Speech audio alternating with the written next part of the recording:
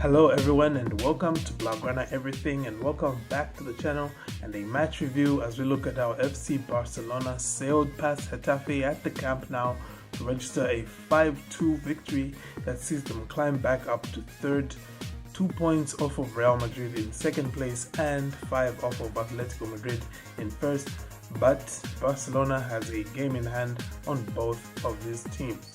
So in this video, I'll quickly take a look at the tactical setup of the teams on the night, then we'll talk about Barcelona's performance and we'll discuss negatives and positives from the game as well as pick the man of the match. A quick reminder to hit like and subscribe if you're enjoying this video so you can stay up to date with all future match reviews for FC Barcelona. Let's go ahead and look at how the two teams set up.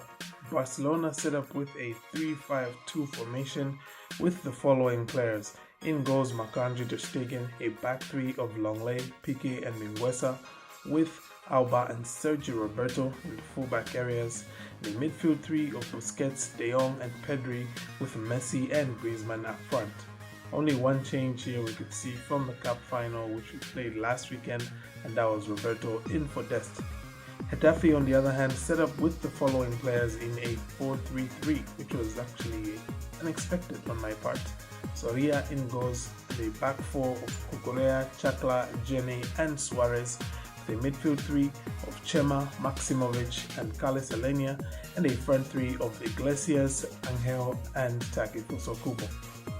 Let's now briefly look at how Barcelona performed in this game.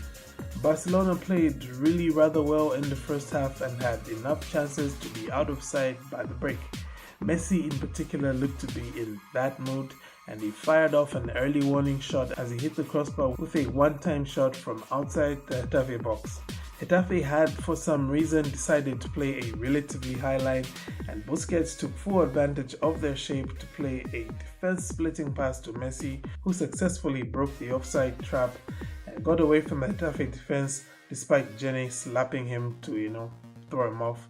And he opened the scoring by lifting a shot past Soria in the 8th minute. It then looked like Barcelona would be set to run away with it, but one of two freak on goals was scored by Lenglet as an Angel shot that was going off target ricocheted in off of him in the 12th minute to bring Getafe back on level terms. Getafe then looked like they had gained a foothold in the game and went toe-to-toe with Barcelona for the next 16 minutes. However, in the 28th minute, the second free-on goal was scored, this time by Getafe's Chakla, as miscommunication between him and goalkeeper Soria led to the centre-back's back pass rolling right past Soria into the net. So it was almost like Chakla saw what Lenglet did and thought, you know what, I can top that. Watch me. The goal then seemed to knock the wind out of Getafe's sails, and 5 minutes later, Messi did a madness, playing a 1-2 with the goalposts before scoring his second goal and Barcelona's third. And yes, I know it sounds weird, but really, how else do you describe what has happened here?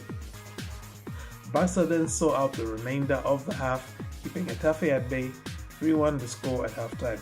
Second half was a much more tame affair as for the most part Barcelona looked like they were content to just run down the clock while keeping Getafe at bay. That plan seemed to be working out just fine until the first of two defensive blunders in the second half. Some clumsy footing by Ronald Araujo saw him stump on Enes Unal's foot in the penalty box, and the John Mayer lookalike quickly picked himself up to dispatch the spot kick past Marc-Andre ter Stegen, who had guessed the wrong way. That's now the 5th penalty Barcelona have conceded in the league. Mind you, all 5 have been scored and 2 of them have been against Getafe. With Getafe pulling back a goal and 18 more minutes on the clock, it suddenly looked like it was going to be squeaky bum time for Culés, as Alex Ferguson used to call it. It was indeed just that up until Ronald Araujo flipped the switch and went from 0 to hero. The young centre-back rose highest to meet a devilish corner kick delivered by Messi, and he glanced in a header to restore Barcelona's 2-goal lead and help us all breathe a huge sigh of relief. The scoring wasn't done there though, and neither was the defensive horror show, as there was time for Chakla to once again repeat a trick. This time he copied Ronald Araujo, giving away a penalty after a clumsy foul on Antoine Griezmann. The chance to score a hat-trick though, Messi gave the spot kick to Griezmann, and the Frenchman made no mistake and he scored Barcelona's fifth with what turned out to be the final kick of the match, 5-2 the final score. I will now talk about the negatives and positives from the performance.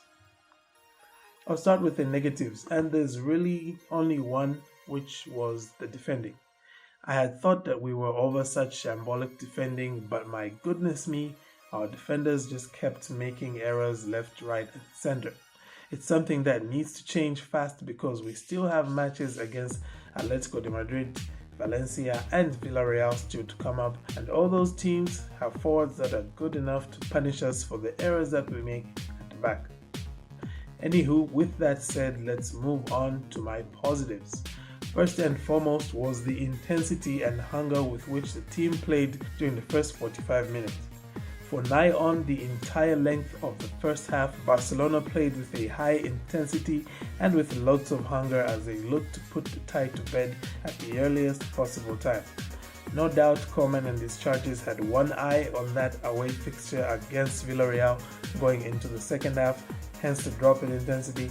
But should the Catalans perform for the entire 90 minutes in Valencia like they did in the first half here, then they could probably get the desired result against the Yellow Submarine. My second and final positive is one that I have in the past said that I'd never tire from mentioning, and yes, that was once again wonderful performances by our young players.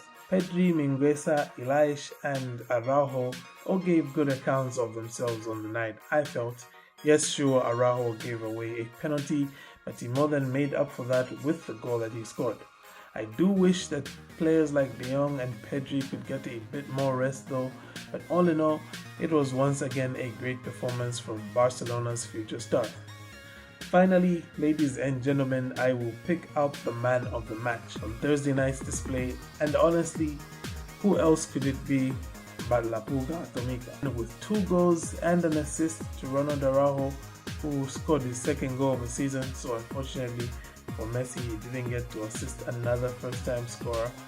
But otherwise, he looked sharp, especially in that first half, and it was overall a wonderful performance once again from the Blaugrana Everything man of the match. That just about does it for my match review. Ladies and gentlemen, what are your thoughts on the game? Who was your man of the match? Thank you for tuning in, and do not forget to like and subscribe to Blaugrana Everything for more content. Have a great day, and Forza Barca.